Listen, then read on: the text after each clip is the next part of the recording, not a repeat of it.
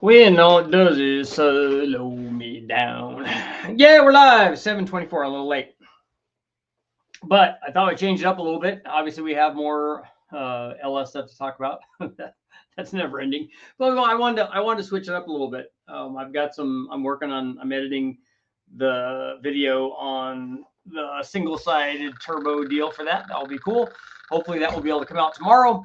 But for tonight, what I wanted to talk about is some things that we did on a VORTECH Supercharged B series. And this was way back when we were first started doing some stuff for Bonneville on the Honda. And I was working with some guys who turned out to be actually not very great guys, as it turns out. But it's an important life lesson. You deal with guys who are just only in the things for themselves, and that's an unfortunate situation. But it didn't stop the learning process and the technology from from us making better stuff. And so what I want to talk about is sometimes you run across things like this. This is a VORTECH kit, which I love. It worked great. I thought it was a fairly good match in one way for the power output that you get on a B series Honda, but also not what I wanted in another way. And I'll tell you what I mean. If you take, and typically on these VTEC motors are really good because they do have what you would call, at least in their displacement, a good average power production, because they have two different cam profiles. So if they have a mild cam profile and a wilder cam profile, they switch over to the VTEC cam. And so they just continue with a reasonably flat, let's say, torque curve. And that's good. For their displacement, they do very, very well. And the nice thing is, like I said, having two cam profiles, they carry the torque out a long way, which means that they have, they continue to make power. But obviously, if you're looking at relative to a V8, they're not super torquey, but they do pull hard on the big end. And I raced this. This is a Del Sol. This was originally my U.S. touring car that we won the championship with, and then we started doing a bunch of testing with it, and putting all kinds of turbo and blower motors and nitrous motors. I wrote a number of books on this subject.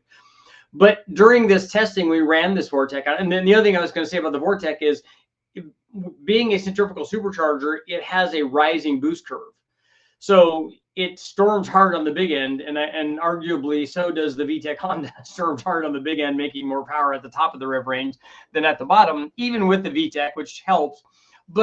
And so in that way, they were kind of matched. But what would have been nice is to, we have the power on the top end, but would have been nice to have like more power down low or in the middle part. But this worked very well. But one of the problems that we had with this, I'll show you, is you can see this is the supercharger is mounted on the distributor side of the motor, but is driven off of the other side of the motor, the front, what I would call the front side of the motor, where the damper is, because the damper is driving a belt. And I'll show you what the assembly looked like here. So the damper is driving this, and this is the Honda damper. It just slides on. It's got a keyway and then a bolt that retains it, and it drives that, and then that drives this jack shaft. You can see here, it drives the jack shaft in front all the way across. That drives a blower. It's splined into the blower, and then the blower discharges the air. Let's see. Here, I'll show you that. Discharges the air into this was an air to water intercooler that VORTECH had, and since it was originally sized for that's the core for like a same core, I think, for 5-liter Mustangs and stuff, is sized for that. So it's more than enough for the little B series, and it worked good. So it made good power on the top, like I said. But one of the things that we ran into is this drive assembly.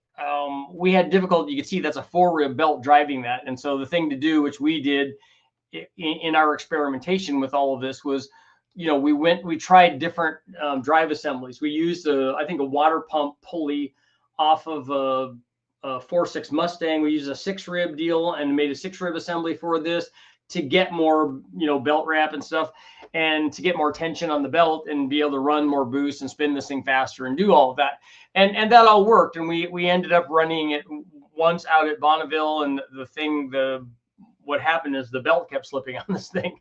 And I just kept letting out the throttle and then getting back in the throttle and shutting the motor off and doing all kinds of stuff. It was a whole thing. But what we ended up doing is because of the belt situation, you don't obviously want that to happen. And so what we did was we decided, well, we're going to make it so that this thing doesn't slip anymore. And here's how we did this. My buddy Bernie designed all this. What we did was took the factory mount, which is an AC mount / motor mount. You can see the snout sticking out of it, attaches to the frame on the Honda. But he configured this so that we could run, he made a mount so that we could run the VORTECH down low, but also run it with a cog drive. And then you could see it has cog idler pulleys and then a tensioner pulley. And so the nice thing about the cog belt is that you don't have to run a bunch of tension on it anyway, but it's never going to slip. But and this worked great. So this made it so that we didn't have to ever worry about belt situations. And then we ran the discharge tube like up to the valve cover and then parallel with the valve cover back over into this intercooler.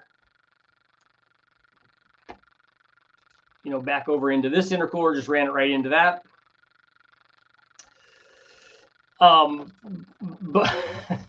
But what we ran into next, we're like, okay, now we have a supercharger, and the supercharger is more than capable of making the power that we want, because I think we were up near 500 horsepower at the tire or something with this setup. But the next thing that we ran into is the keyway on the factory crank and the damper, because what this was I think this was originally a Mustang cog pulley, because this is the kind of stuff that I had around doing lots of Mustang stuff, that we reconfigured and welded and machined so that it would slide over the factory damper and bolt there in place. You can see the 4 bolt holes, and we machined a factory damper so that it was flat, so that it would receive this, and all that, you know, all the spacing all worked and everything, and all that worked good. But the thing that was holding this and driving this was, it's not even on the Hondas, they're not even the front damper is not even pressed. It's just a slide on. And so the only thing that's holding it is that keyway and then the tension of the bolt. And so you can impact the living dog snot out of the bolt, but ultimately it's going to kind of be the keyway. And we found doing this that was kind of the limitation. Back then I don't know why my mind was only thinking one thing. My mind was thinking, well, we have to rebroach the crank and then put a slot in this thing to have double keyways. And then we were thinking, okay, because we tried different materials for the keyway, and ultimately it would just go. I think what had happened by then is we had wallered out the key slot in the crank, and so it probably was moving around. And then when the pulley's, you know, moving around a little bit, it just ends up snapping the thing off. It did never dawn on me to do the stuff that we would see later on and just drill it, and, you know, in between the two, and put a roll pin in there, or, you know, any kind of hardened pin in there as a second one or third or fourth, how much ever it took, and so that would stay in place. Ultimately, and that could have certainly been done. But the point is that if something's not working and you're not getting everything that you can, you know, just stop trying to make the thing that you have better and just do something else. And that's what we did here. Rather than trying to make the spline shaft work and try to get the drive for that spline shaft, and then eventually we were worried about the shaft. We never had any problems with that, but we worried about the spline engagement going into the supercharger, worried about stripping that, because they made it for what they were doing, not for crazy stuff that we were doing that was, you know, twice as much power as they were running. But we made this work. But the keyway stopped us. But the way that we solved this was just to put a turbo on this. And I love the guys from VORTECH, and, you know, shout out to the guys from VORTECH, and this all worked good. But we ended up just putting an exhaust manifold on it and running a turbo on it. And when we did that, we didn't have any keyway problems or damper problems or any of that. And the thing is that it also had a different power curve than it did with the VORTECH. VORTECH made plenty of top end power, but with a turbo, obviously there's no parasitic loss associated with driving it. And so that was good. And then also, instead of having a rising boost curve where we had, let's say, 20 pounds at the top or whatever the boost that we were running is, I think it was about there. Rather than have that only at the top, you know, we could make it so the turbo could have 20 at certainly by 5,000 or 5,500. Everywhere in the VTEC range, which is kind of where we were running this motor, it could be 20 pounds basically just all the way across. And so that's much more average power production, and which is a critical thing. It wasn't a big deal, and I've gone over this for Bonneville stuff, is that it wasn't a big deal in any of the lower gears, because it would just, we were just part throttle in all the lower gears anyway, all the way up to the top of fourth gear. Shifting into fifth is when it had to like do its business. That's, you had to carry whatever the split was in the fourth to fifth gear in terms of RPM. You had to carry that much RPM to get it out to whatever its maximum RPM that was going to run at Bonneville. So in our case, we wanted it to run, you know, above 8,000 with our gearing, but ultimately would go with the turbo, it would go, I don't know, 8,400 or 8,500 or something like that. And that's with the gearing that we had and the tire size that we had. That's when it went 226 with a turbo on it. But this was a good setup. But like I said, sometimes the stuff that you're trying to work with, this is particularly the case when you're trying to race, not just Bonneville, but drag racing or whatever. Sometimes you have to make sure that, and when Bernie did a great job on this, and when, you know, everything is nice and straight and everything was loaded correctly and was overkill for what we were doing, it was never going to move. I mean, you could lift the motor up with that mount and stuff. It was really, really good. But sometimes you just got to stop and think, think outside the box. And this was, that was fun driving the thing around. You can see the little adjustable fuel pressure regulator here. We would run an air intake on this setup from the blower, because the inlet is over here, run it into the fender well or from the headlights, that we made sure that we got cold air. But it was pretty cool. And so this was all like a fun experience. But like as anybody will tell you with any form of racing, it's, you know, it was a lot of work. It was a lot of not sleeping at night and, you know, trying to get stuff done. Well, let's see what you guys got going on. Knowledge, Jordan Bernard, what's going on? Wales is in the house. You have any experience with a VORTECH supercharger? Yeah, I've been over with Oscar Jackson when he's running those on various things, because they've done kits for different things for the Honda Fit and things, and so I've seen those things in action. But it's the same kind of thing. It's a centrifugal supercharger. I have one on my D16Y8 and a CRX. I'm about to get it up and running in the next few months. Yeah, it works kind of like the VORTECH does. 76 degrees, 2 days in a row. Snow tomorrow. Wow. That's an about face there, Jordan. Did you know the VTEC was used also for better gas mileage? Big cam is regular and VTEC cam is smaller. The VTEC cam is not smaller. The smaller cam is what they did on their VTEC E motors, because I had a CIVIC VX, is that on the primary lobe, on the small cam, they didn't open two of the valves very much, and then on the other lobe they opened them up all the way. So it wasn't even really a cam change. I mean, the cam lobe was different, but they didn't really change to a bigger cam like they did on the other VTEC stuff. And when they were doing it, they were also on the fuel mileage lobe, on the non-VTEC lobe, on the primary lobe. What they were doing was opening the two intake valves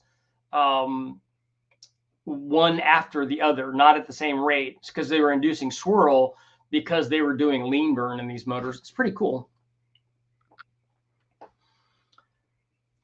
Jordan, sounds like East Tennessee weather this time of year. Alan, what's going on?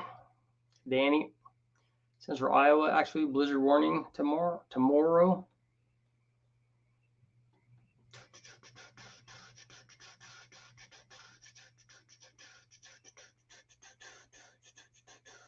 We also ended up on the turbo setup, we ended up changing the intercooler too. We basically made something that had essentially two of those cores, and so we could get better cooling, and then we would run ice water through it. Swirl burn like the CVCC. Yeah, and the CVCC had a stratified charge on it too. So what they would do was they would introduce the right air fuel mixture or a richer air fuel mixture into a pre-chamber and ignite that, and then use that and send that in to the very, very lean mixture in the normal combustion chamber. And so again, they were doing it the same way. They're doing this for the same thing. It's really hard to get a homogeneous mixture and have the thing ignite if it's really, really lean. And so, because you have a big separation between all of the fuel and air molecules. And if you, that's why they try to induce swirl to get them all like lined up until you can get them all burning. Otherwise you get misfire stuff. And that's one of the ways that they cured it. I was looking at a BRZ earlier. I think I'd like to LS one. That would be good. Shaft drive is really neat on the B series. It is pretty cool. And I'm pretty sure that the owner of VORTECH, Jim, I think he had an engineering degree. He's a sharp guy.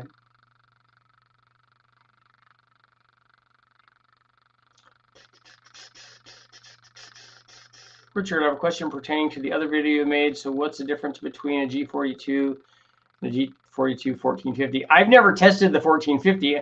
I'm assuming that it's rated higher for some reason. I don't know what the size difference is between the two. I was watching Freiberg and he said you supplied the big block for Stubby Bob. Yeah, it was I think it was just a Gen 6 junkyard motor with a cam in it. It wasn't anything special. It didn't have the blower on and stuff when I did it, but they were looking for an inexpensive motor, and that's the motor that I had run some testing on, and I think it had one of the small comp cams in it that we normally ran, and then they put that in Stubby Bob. I like Stubby Bob. Stubby Bob's awesome. Although I've been told that doing the wheelies and stuff in Stubby Bob like they were is like really, really hard on your back.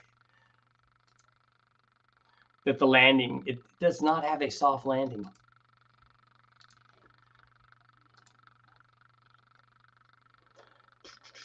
Which one of your turbos were you use on L28? Definitely the GTX 3584 RS, because that's good for 900 horsepower. And I doubt that you're going to go more than that. And it would be way more responsive than the bigger turbo is on that 6-cylinder.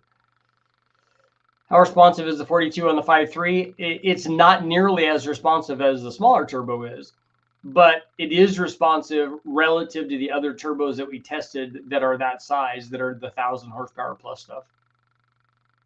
They did need better seats than that. And if you're going to be popping wheelies and slamming back down on like solid suspension, you need to have like, you know, springy seats, needs trophy truck front suspension. Yeah, just needs some suspension in the seats at least. Because I don't know what their suspension was. It might have just been solid axle stuff. Beat a heads cam 95 Cobra today and my stock 02 Z28. Okay. 95 Cobra is going to be a 302, right? The truck Norris can pair well with the G42. That's what we ran in this motor, so it pairs perfect in it. You need those crazy expensive seats that use those the $1 million power boats out in the engine. Oh yeah, the ones that they're standing up in those. F600 solid axle. Yeah, I thought that it was. I thought that I remember it being because it was something that they just, you know, they made it work. Do you sign my turbo? No, Jimmy would have to sign your turbo. 5-liter Cobra. Yeah, 95 would still be a 5-liter. Yeah, cobbled together. Yeah, most of the stuff is like that, which is why it's awesome, because you put stuff together like that and then it works, and that's pretty cool. And especially to do, you know, to get something like that does wheelies, that's pretty cool. And to do it, because they did it with like a V drive thing, which is, I'm surprised that held together.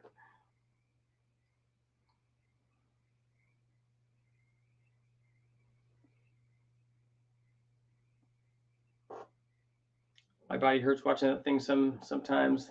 It needs Baja suspension or something in the front. Yeah, I think it wouldn't. You know, and they can weld stuff together too. So I think that it wouldn't be too hard to put leaf springs at least in it or something. I don't know what it has in it. Put something together so that it's at least has a rudimentary suspension on it. You don't got to go coilovers or Fox off-road shocks or something like that. You don't need like 36 inches of travel.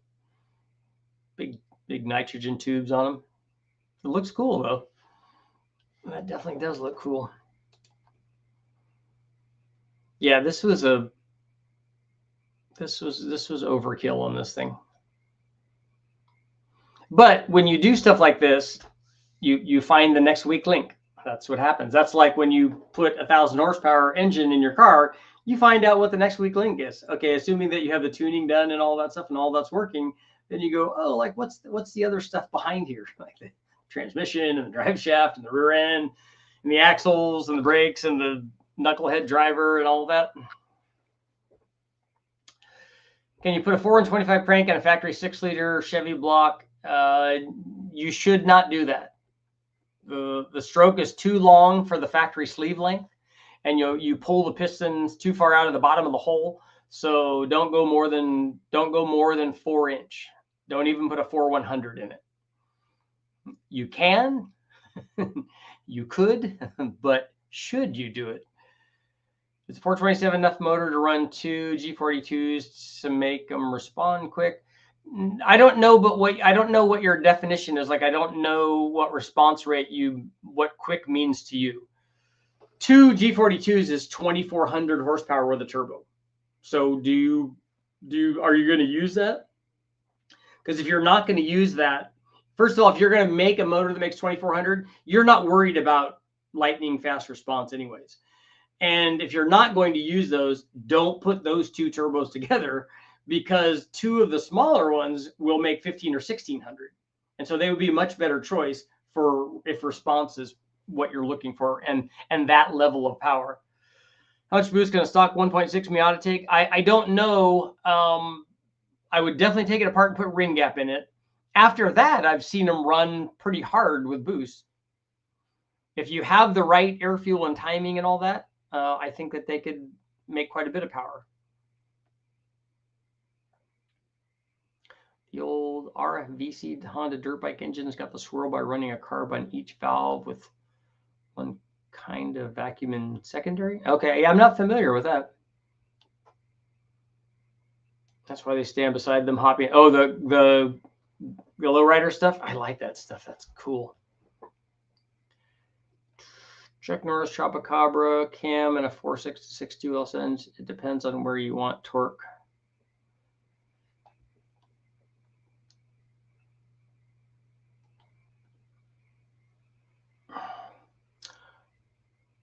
So is that water pump not hooked up in the picture? It's not in this picture, no.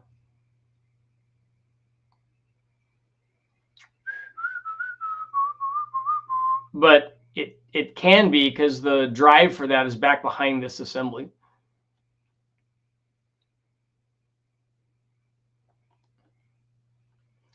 DIY blower setups are cool, but the bracketry thing always made me think no for custom applications. You can keep it under 280 wheel horsepower. You should be okay as long as you have a good tuner and keep the transmission happy, because the boxes are made of glass.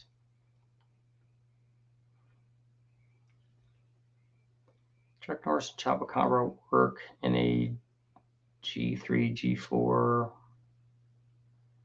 Depends where you want torque, or if you want high RPM power. I don't know. I don't know what that's in response to.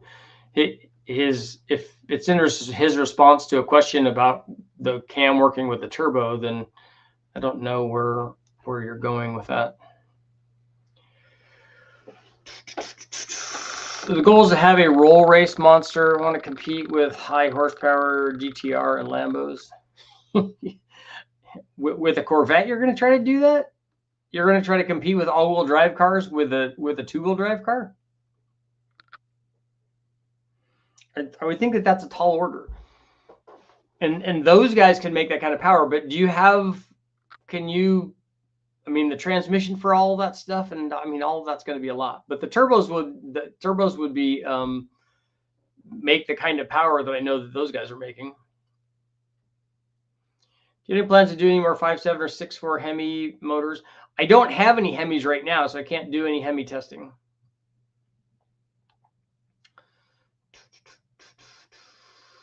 We had one of the dirt bikes in the shop a few weeks ago. Single cylinder, twin carbs, twin intakes, twin exhaust headers, oddball setup.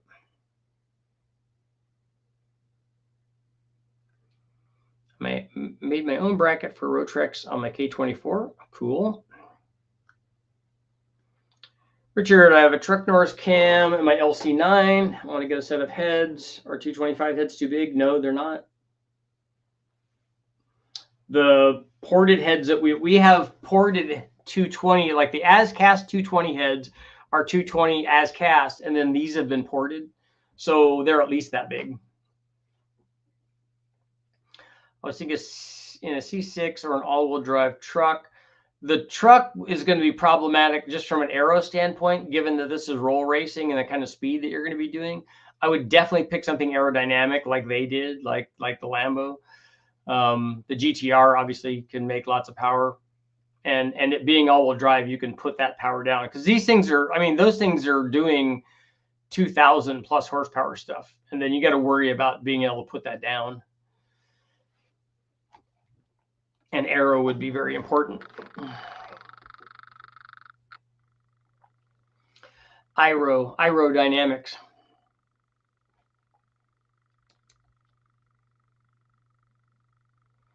It's a fancy polished one.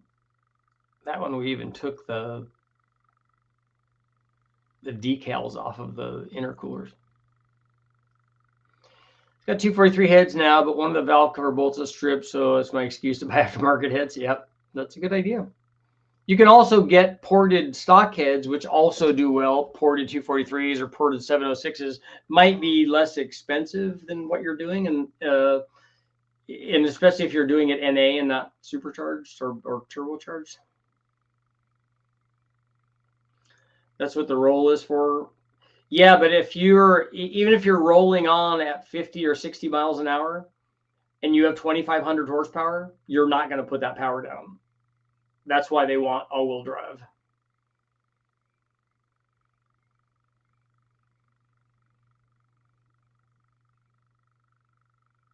So what would a good body be for all-wheel drive? Well, could you make an all-wheel drive Corvette or Camaro? Or get a Lamborghini with a blown motor and put an LS in it? None of that's going to be inexpensive to run what those guys are doing. Those guys have lots of money. Have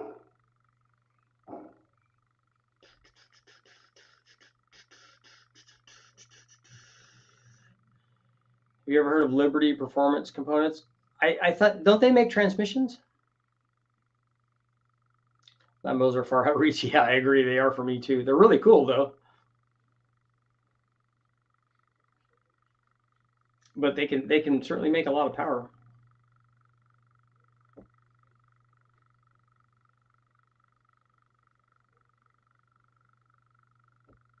I'm trying to remember who did our gears for our Honda. So it was something like Liberty. They have roll racing on prep drag strips too. I don't know what you guys are talking about. Yeah, but they're on the roll racing that they do on prep tracks, they're still going over 200 miles an hour. And even on a prep track, putting power down, it's going to be hard because they can't prep the whole track, right? Lambos with a 2JZ is more my style. That's why I like hot riding pickups. All the fun's under 100. All-wheel drive BMW. Yeah, again, but when you're talking about that kind of power, the transmission is going to be at least, if not more, than the engine. The transmission and then the all-wheel drive setup is going to cost at least as much as the motor does. I have a 5.7 iron LS Truck Norris, 2,800 stall, extended cab, 25-pound injectors. Some of those rear-wheel drive guys seem to do all right. I think it's mainly motor stuff, but I found their cylinder heads reasonably priced. 1200 for a set of 225 heads. Oh, and did what converter did you put in there full throttle? Came across oilless air-cooled turbos that use grease for lubrication. Have you ever used one or heard any good or bad things about them? I've never tried those. We tried some oilless turbos way back when they first came out, and one of them broke. And I haven't tried it since then, but that was a long time ago. Maybe they have cured that situation.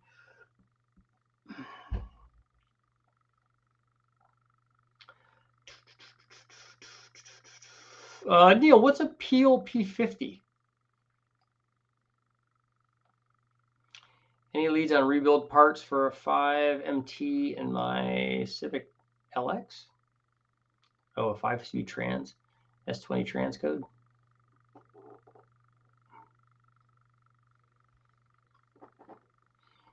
Do you see any in wrecking yards or anything online? Circle D 3400. Okay, that's a lot of stall. I can't remember what camshaft is in that thing. Does it need a 3400 stall? I want to be like the one that went hyperspeed.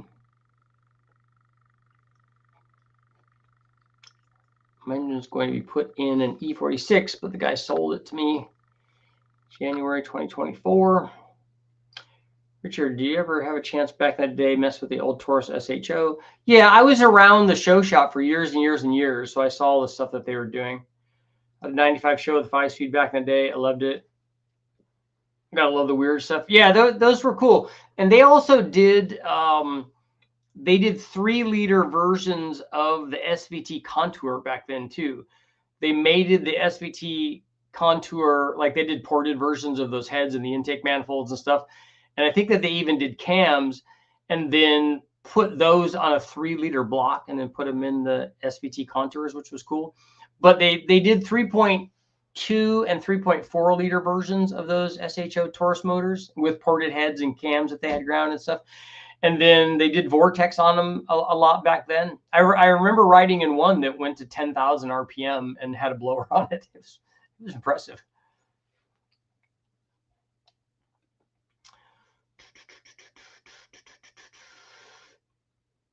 Isn't the P50 the smallest legal road car?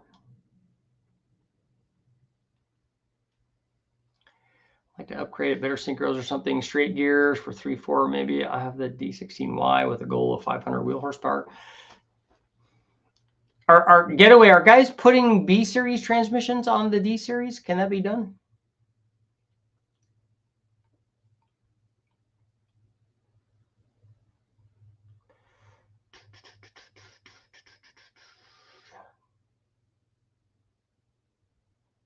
I got my truck smogged also when I went down, putting the NOx or putting the new oxygen sensors on there seemed to solve it. All the codes went off and stuff, and so I was able to go in, get it smogged, and then get it licensed. So I was glad that I fixed all that stuff. I went bigger so I could buy it once in case I did a bigger cam, truck Norris cam, long tubes, intake, dual exhaust, no cats, flow masters. Okay, cool. But then it's got to feel good with that converter. It's got to get up and move now. I mean, the new F-150 be getting active with the big boys roll racing.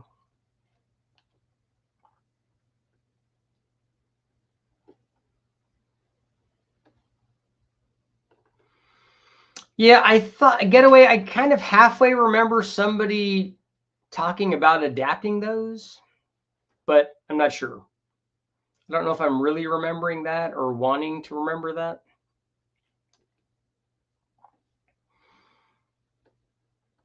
My fuel mileage went up with new O2 sensors. Yep, that could happen. If they're stuck or they're laggy in response, that can definitely affect it.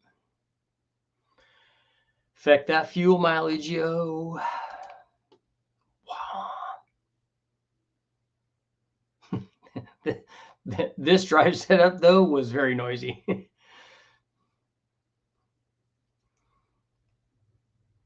goes good, but definitely needs gears. It'll only build 2800 on the brake. Oh, okay. Just needs more power. You just need to hit a 50 shot on it, and it'll get that stall speed up. Does it have like 4 series gears in it? OG sensors can be cause of many, many issues, but also great when they work properly. I'm thinking what platform can we use? Got to have an American V8 all-wheel drive. You get an old K5 Blazer. That's all-wheel drive.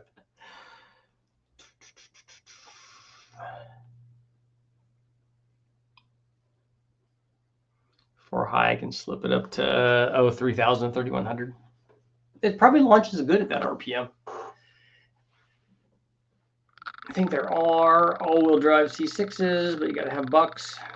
So Cyclone Typhoon, that would be good. That would be cool to show up with one of those, especially one that looks stock would be awesome.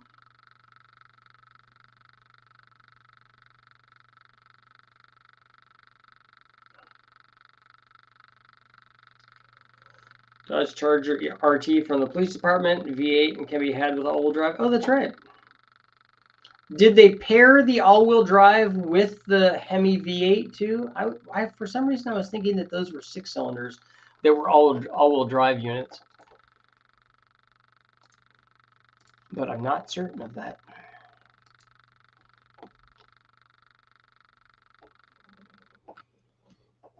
Wah, wah.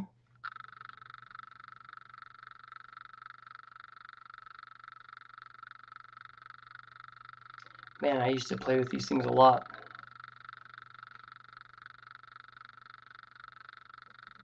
Can you 10-speed swap on an LS? All-wheel drive Hellcat, Eagle SX4. Only for police, civilian got V6 with all-wheel drive. Oh, okay. Only 5.0 got the big motor, got the cop motor, cop suspension, cop tires, cop all-wheel drive, obviously. Cop Hemi V8. That's good stuff.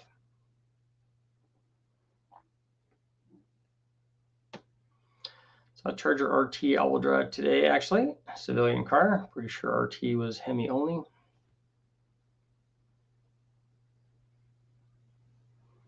Bowler Tomcats. Again, I don't know what that is. If I'm doing heads, I'm debating on swapping to bigger cam for more power. And you would say is overall better than the Chuck Norris. I do to a 21-foot center console every now and then. Yeah, I mean, like my low buck truck camshaft or that Chuck Norris cam from BTR.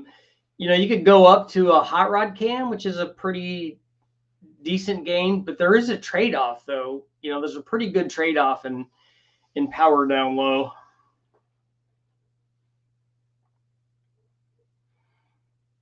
I got a Taurus with a Cop 3.7. Is it a twin turbo version of that? Imagine Trackhawk drivetrain instead of a 5-speed all-wheel drive. RT was Hemi, but all-wheel drive Hemi is only police. Boomer Audi video of Volvo. I will build another 4-speed before I dynamite with 50-pound injectors and a stronger tune.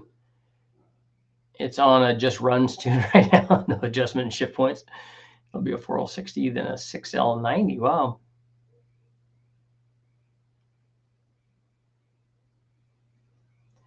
What is the fastest 4-wheel drive car in the 8th mile? The search for the magic 4-wheel drive seems like the wrong tree. What would be your bucket list car? Have you found said bucket list car in life already? No, I haven't. I have had some cool cars. I had a Ford GT, an 06. I had a 355 Ferrari, which was also cool, but neither one of them could I go just drive around in them. But a McLaren would be the bucket list car, but those are millions now, so that's not a possibility. Got to change my car set for me to do heads and a red hot cam. Do you have a video on that cam? Yeah, I do. I have video up. I would not is yours a full throttle? Is yours a 5.3? If it's a 5.3, I wouldn't put a red hot cam in it. I'd put a hot rod cam in it. because the red hot cam didn't do anything over the, I mean, it might have done 5 more than the hot rod cam, but it definitely lost a lot of power down low.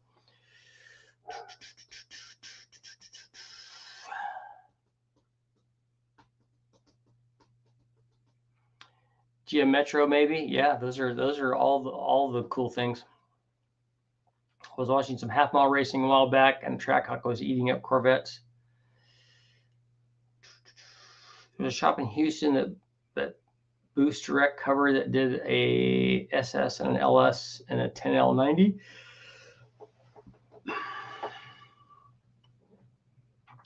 .53 4-wheel drive crew cab Silverado 6L80. Okay.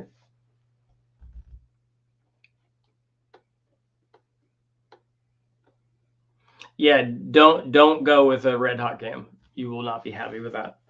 I have a video up where we tested the stock cam and the Truck Norris cam and then the hot rod cam and then the red hot cam, and you could see what they all do.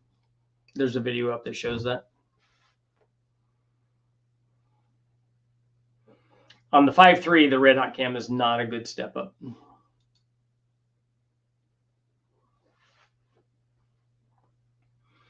If you want to step way up, get that stage 3 or stage 4 LS3 cam. That will make more power on the big end. You got to rev it pretty high though. 03 to 06 Silverado or Trailblazer SS. I have a red hot cam stage 3 in my 416. Yeah, for a 416 it would be better. Even for an LS3 it would be better, but not on a 5.3.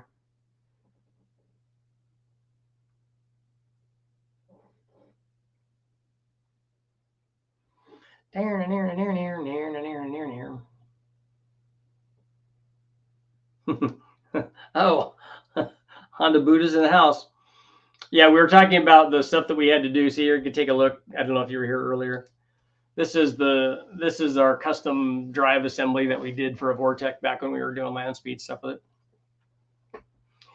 Stage 4 LS3 cam. Yep. That's the one that we made 540 with on the 5.3. It did it at 7,700 RPM with a short runner intake manifold, but it's a lot of camshaft. I'm thinking of using a supercharger from a Mercedes compressor. Okay.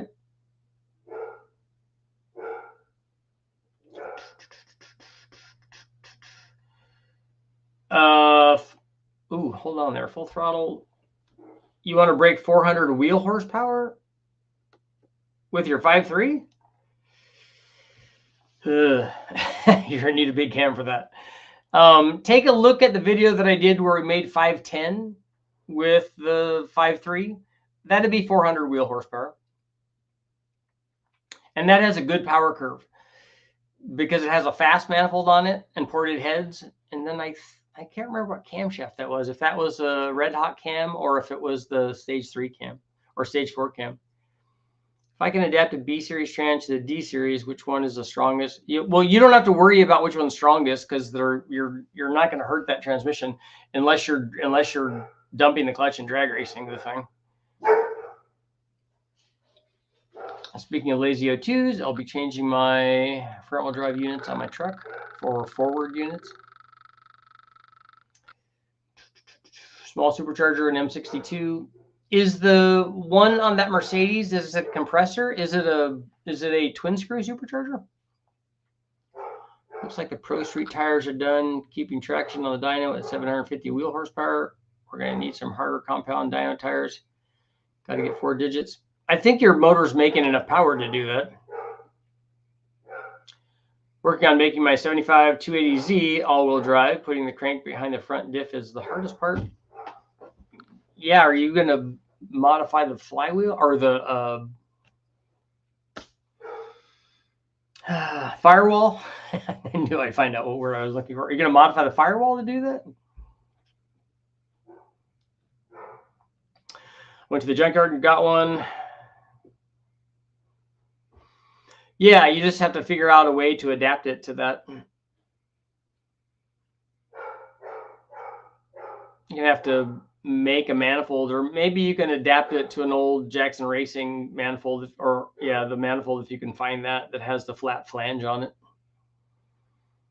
We ran a lot of Jackson Racing stuff too. In fact, we ran it on this motor right here. We ran a test where I ran this blower and a Jackson Racing and then a turbo all at the same boost and air fuel and timing and stuff. We did that at VORTECH.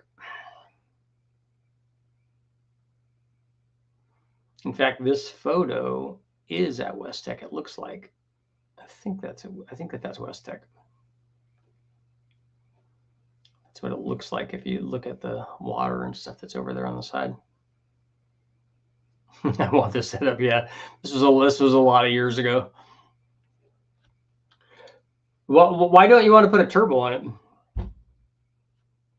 I've heard that the salt of Bonneville is getting thin. Do you have any other cars that you want to build and run after this one? Only the Metro right now is that's the one I want to run. New video uploading soon of the car looking unhinged on the dyno. That's not good. SLK is a roots blower. Okay.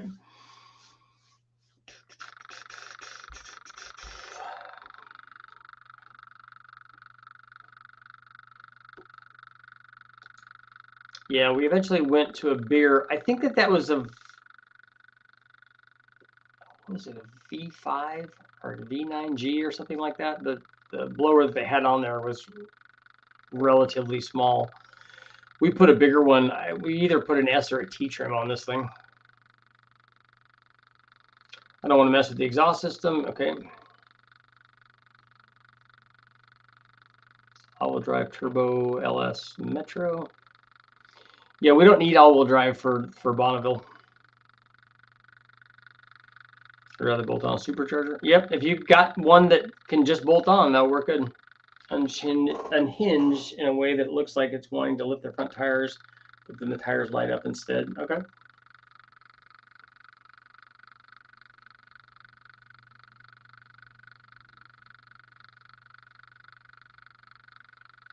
You gotta ratchet those things way down. I don't know what dyno you guys are trying to run on. You put a J series Honda in your Mustang with an M120. Jimmy already has a J series in the NSX, so we can do all the testing that we want on that.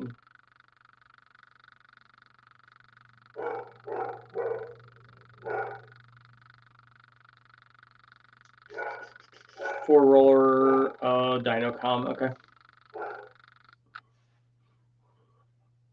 I don't really have any experience with those. I don't think I've ever run anything on one of those. All of my stuff has been, I don't remember what the really early one was.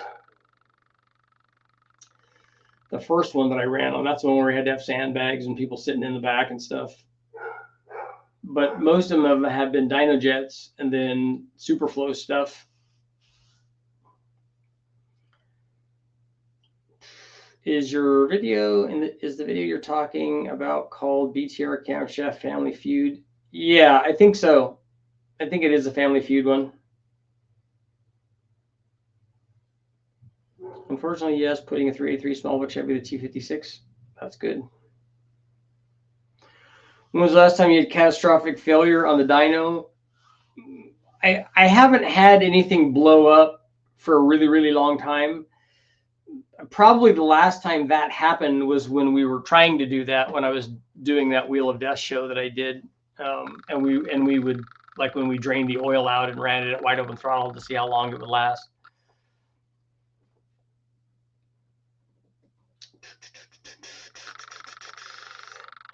Nathan just watched it. As soon as tire spin, it dumps the suspension. Okay. It's just rolling the soft compound tire into beads of rubber. Oh, they came greasy, yeah.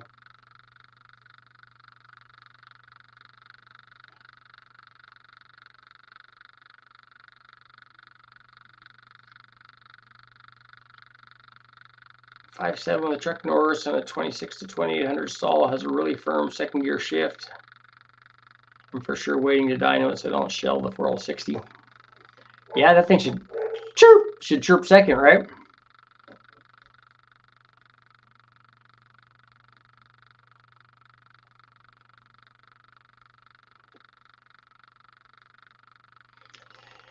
Mine just has that rebuilt 4060 from Summit with the Corvette servo in it, but the shift from first to second's pretty aggressive.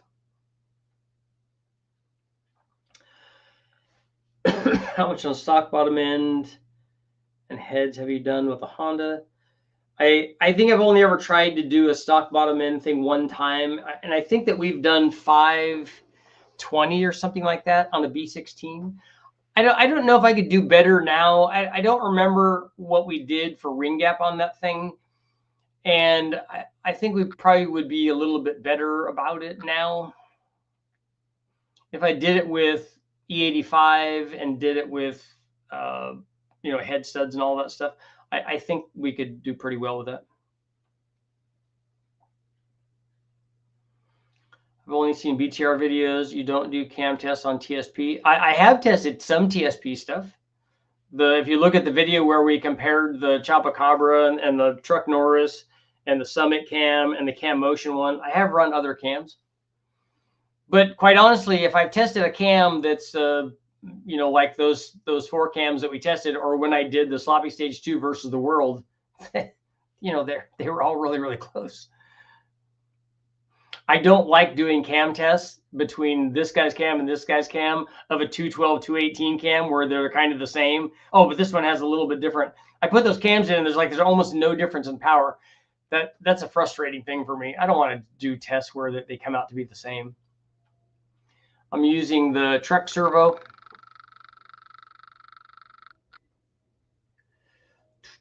I want an electric blower, just push the button. Yeah, you can, if you can outsource the power for that. That's a lot of power though to drive a blower.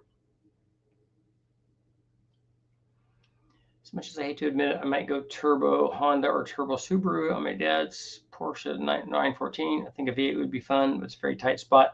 And it's not like with either one of those. I don't think I would go Subaru. I mean, you might want to do that just because it's a flat motor and you want to, you know, keep it true.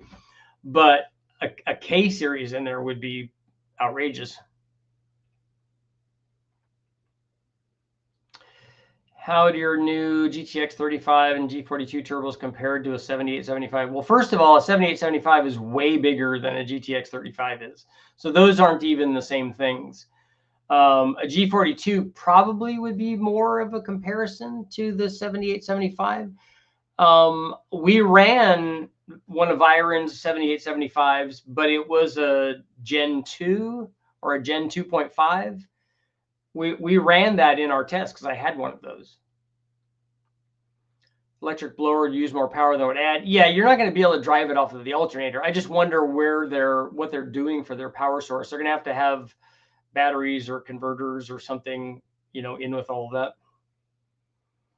Every cam, that's right. They all are. I have a built 306 Fox body coming this weekend for tuning. Turbo Mega Squirt, 550 wheel. You'll see what it likes. I'm pushed a 5 liter that hard get. Does it have, you know, does it have head studs and good heads and cam and all that stuff in it that's going to help it do it at not an astronomical high boost level? What does a strong effort 3-cylinder make NA? Would you guess? Wonder if it's viable in an indoor midget that can trade horsepower for low CG and weight. No, well, there are 3-cylinders that you could do that with, but not this Metro motor. It's not a good powerful combination. It's not a 4-valve deal. It'd be a lot better if it was a 4-valve 3-cylinder. Capacitors and additional alternators. Yeah, it would take a bunch of stuff. Do you have any plans testing a 4-cylinder lineup? I've run lots of 4-cylinder stuff, mostly Honda stuff on the engine dyno, and then also the trophy 4-cylinder, and then what other 4-cylinder have we run on there? I did run one other 4-cylinder on there, but not I haven't run any of those on the engine dyno. Flux capacitor, yep. Possible future video with VS7875 and all other turbos alongside your G42. No, I'm not interested in doing that. I don't need to. Like I said, when we ran it, we ran 8 different turbos, and I did that to pick the turbos that would do the things that I wanted it to do. There's lots of good turbos out there. That 7875 Gen 2, I've run it on a lot of stuff. I think the G42 for us is a little bit better. And I wanted to offer something that's different than what Viron was offering anyway. I didn't want to just offer another one of those. The GTX 35 is a completely different turbo than those two. It's an 800 horsepower turbo, or I mean, it might do a little bit more than that, but it's like an 8 to 900 horsepower turbo on the right kind of motor. But the 42 is like a 1200 horsepower turbo. And so they're just for different applications. We just wanted two turbos that would fit the range of where we wanted them all to fit. But we ran a 7675, a 7875, we ran a 6670, we ran an S369, we ran the GT45, we ran the 3584, we ran the 42, and then we ran one other one too. Made 355 wheel horsepower through a TKX. Okay. That's good then. That's a good power amount. Richard, what do you think about a VORTECH 4200 on a C4 Corvette with a big turbo? I think it's fine. I think you're gonna have a fitment issue with that motor in a Corvette.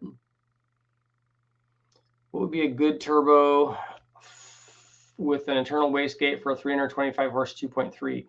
What 2.3 is this? Is this a 2.3 Ford? And what car is it in?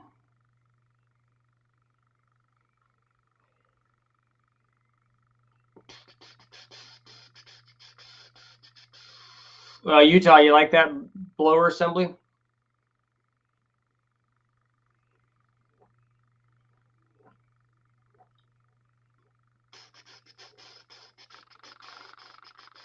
Three 325 horsepower is not a very big turbo. I think Michael's throwing out there a GT28. That's fine.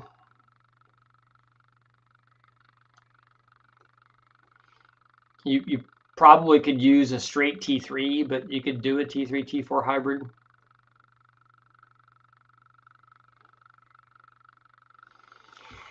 And a lot of those turbos in that range, in that 300 horsepower range, 300 to 400 horsepower, will probably be internally gated. And at that size turbo, the small opening that are in those internal gates, it should be able to control it fairly well.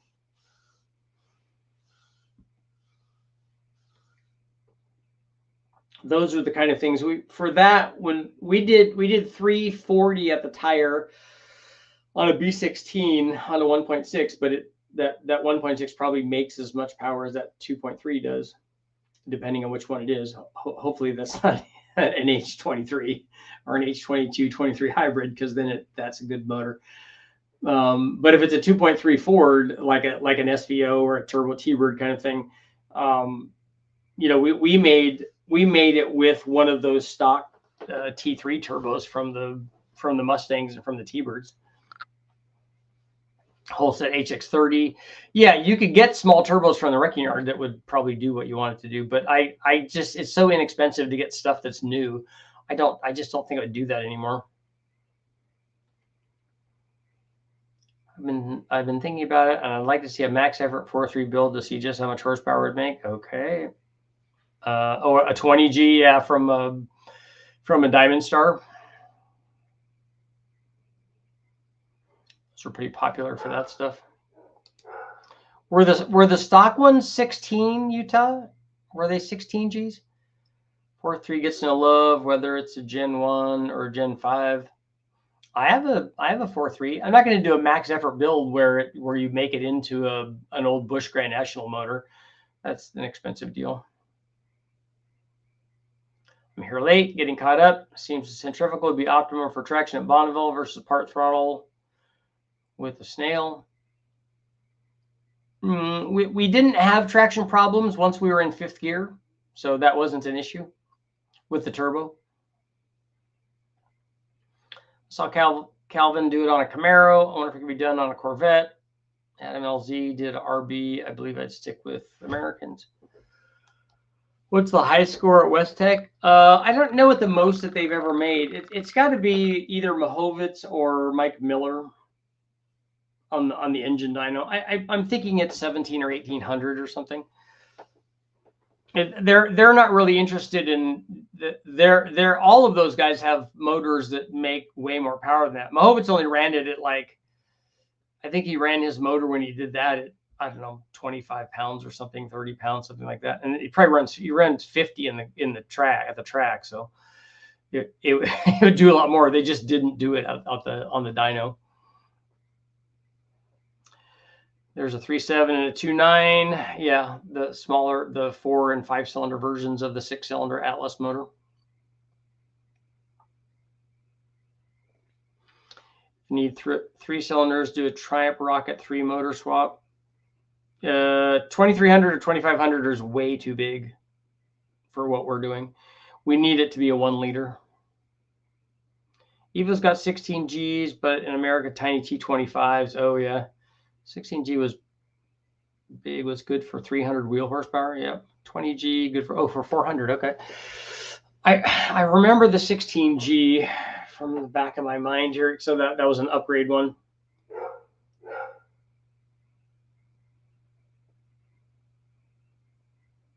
Oh, an Evo got a 16G. Okay. Yeah, those were good motors. We did a couple of tests on those. I did chassis dyno stuff with some of those. Not the Evos, the lasers and the Eclipses and stuff.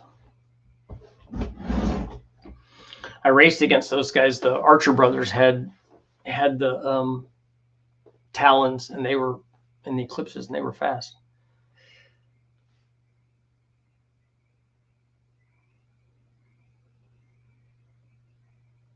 Yeah, Shadow Ops. They had good power for V6 stock head.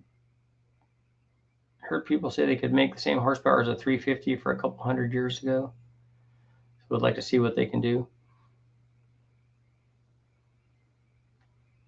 Yeah, just look up Busch Grand National stuff. That's probably high watermark. Although there's probably guys drag racing some of those with specialized cylinder heads and stuff. But a V6 of that displacement isn't going to make any. It's going to make less than a V8 of that. You know, with the same things done to it, because it's one of them is bigger than the other one. But their limitation now are that VORTECH really is the only aluminum head available that's made in any numbers. They had the a lot of specialty stuff.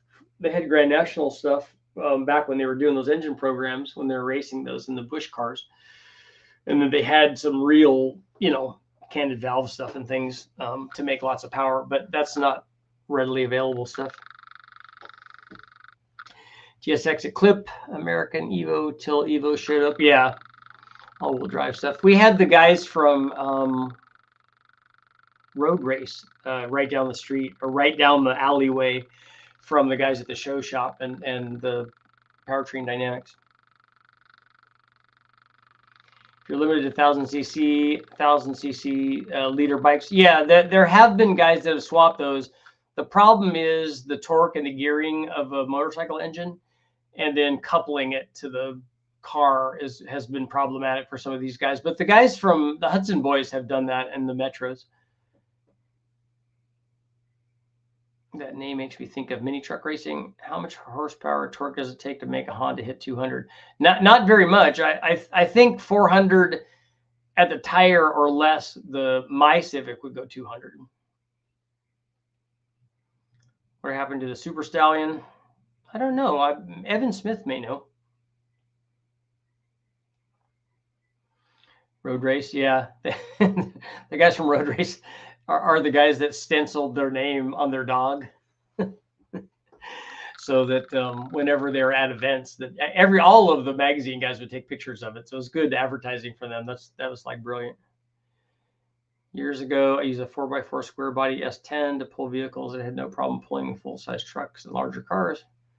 Johnny, Timmy, Archer were the OG Dodge boys. Yeah, they that was a serious team. They used to fight it out with Lou Gelati back when I was racing. there was some good hard racing there.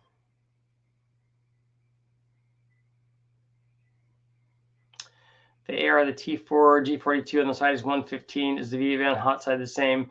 Yeah, I think it's within. I think that the V band is within one number.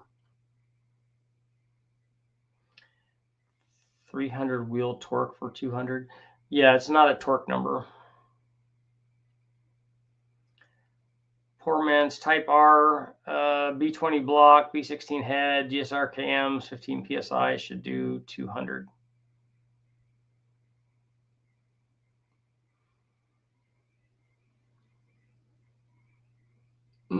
That won't do it. GSR cams are not very good.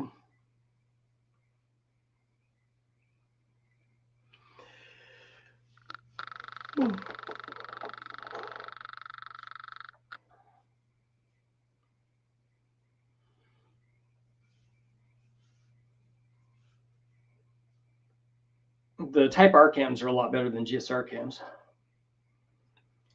have a stock Gen 3 Elm 7. If I want to put the low buck kit with LS7s and push rods, what would that setup be rated for without blowing it on your GTX 35? I don't know what your, if I want to get the low buck, are you asking about the low buck truck?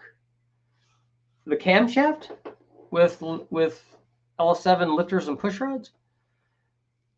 What would that be rated at? Are you asking how much power the truck, the low buck truck cam will make? So otherwise, I'm not really understanding what's going on there.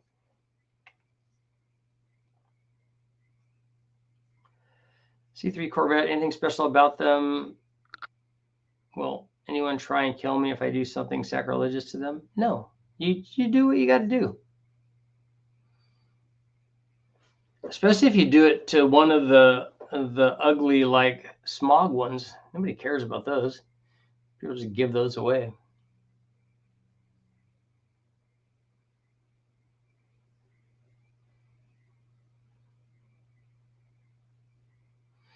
Our Utah, our first motor was the first NA one that we did was a B20 like that. It was a LS VTEC hybrid, but they put different pistons in it, and I wasn't involved when they put this together, but they put big cams in it, and I asked them if they measured piston to valve clearance. They said, yeah, we did. I said, well, when you measured piston to valve clearance, how did you lock the VTEC cams in place? They're like, what are you talking about? I said, well, if you're measuring piston to valve clearance on the primary cam, that's a little tiny cam. You don't care about that. We know that that's going to work. So you have to lock the cam in place to actuate the bigger cam so that you can check piston to valve clearance with the big cam where it matters. Oh, we didn't do that. And then they started up and ran it. And the first time it went into VTEC, it bent all the valves. Richard Holdner, a modern sledgehammer, could the goalpost be moved? Yeah, I don't think that the amount of power that they made with that car is easily doable. I mean, you could put together a motor that makes twice that amount of power. You could do a 2,000 horsepower motor without too much of a problem. I mean, Nelson or any of these guys have motors that are just crate motors that you could put in that are like that. So if you put that in the same car, it should go a lot faster.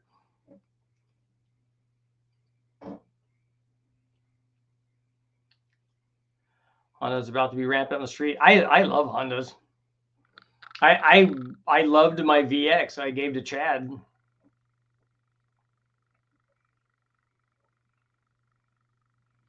C4 had Crossfire. I recall C3 had carbs. C3 also had Crossfire. The last year on the C3 was Crossfire. They introduced that Crossfire injection the year before they changed to the C4. So in '82 they had it. There's a lady that lives next door to my father-in-law that has one that's a Crossfire. They're kind of good-looking cars. Listen a bit. I was cooking a bit on a Jaguar XKS 91. Cool. Sat for 11 years. I won the auction. Well, congratulations. Well, hello, mister. How you doing? Oh, what are you doing, Bruno? Hello. Oh, Daddy, you've been on here too long. Are you telling me that it's been an hour already? Is that what you're telling me? Did the timer go off? Oh, come on, get up here. Get up here. What? Is it time? Is Timmy trapped in the well? Huh? What? I know, that's only funny if you're a collie, huh? I had collies. Okay, and on that note, it is time to go. Thank you guys, as always, for showing up. Good stream.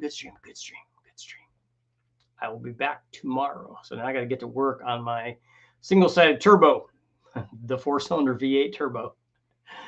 See you guys later.